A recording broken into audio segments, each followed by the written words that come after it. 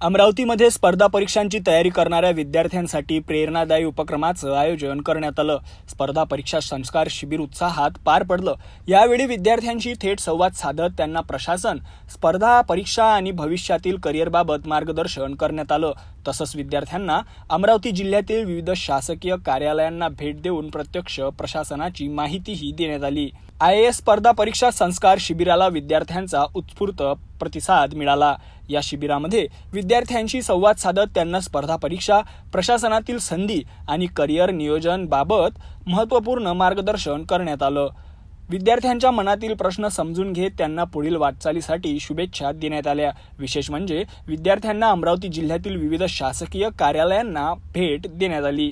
या भेटीदरम्यान प्रशासनाची कार्यपद्धती, शासकीय कामकाज आणि अधिकारी म्हणून जबाबदाऱ्या यांची प्रत्यक्ष माहिती विद्यार्थ्यांना मिळाली। यावेळी भाजपचे अमरावती जिल्हाध्यक्ष रविराज देशमुख उपस्थित होते। स्पर्धा परीक्षांची तयारी करणाऱ्या विद्यार्थ्यांसाठी असे मार्गदर्शन शिबिर निश्चितच प्रेरणादायी ठरत आहे। प्रशासनाचा प्रत्यक्ष अनुभव आणि अनुभवी व्यक्तींचे मार्गदर्शन यामुळे विद्यार्थ्यांच्या आत्मविश्वासात वाढ होत असल्याचे चित्र पाहायला मिळाले। डोक्याला रुमाल बांधा। प्राध्यापक नरेशचंद्र कोठाडे यांच्या मार्गदर्शनात गेल्या 25 वर्षापासून सातत्याने मिशन IAS चालवलं जात आहे।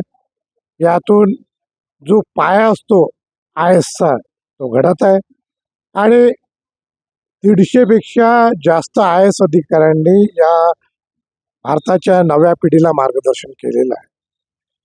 आणि सांगायचं एकच आहे की स्वतःचं मूल घडवण्यासाठी प्रत्येक पालक प्रयत्न करत असतात, पण प्राध्यापक नरेशचंद्र कोठाडे हे महाराष्ट्रातील संबंध नवीन पिढीला घडवण्याचं काम करत आहे आणि ते सर्वांसाठी प्रेरणादायी आहे आणि अभिनंदनीय आहे। एकच सांगायचं आहे की मोदीजींना जो विकसित भारत निर्माण करायचा आहे, या दृष्टिकोनातून 2047 पूर्वीचं जो मोदीजींचं माननीय पंतप्रधान नरेंद्रजी मोदींचं मिशन जे आहे, या मिशनमध्ये या पिढींचं मोठं योगदान राहणार आहे।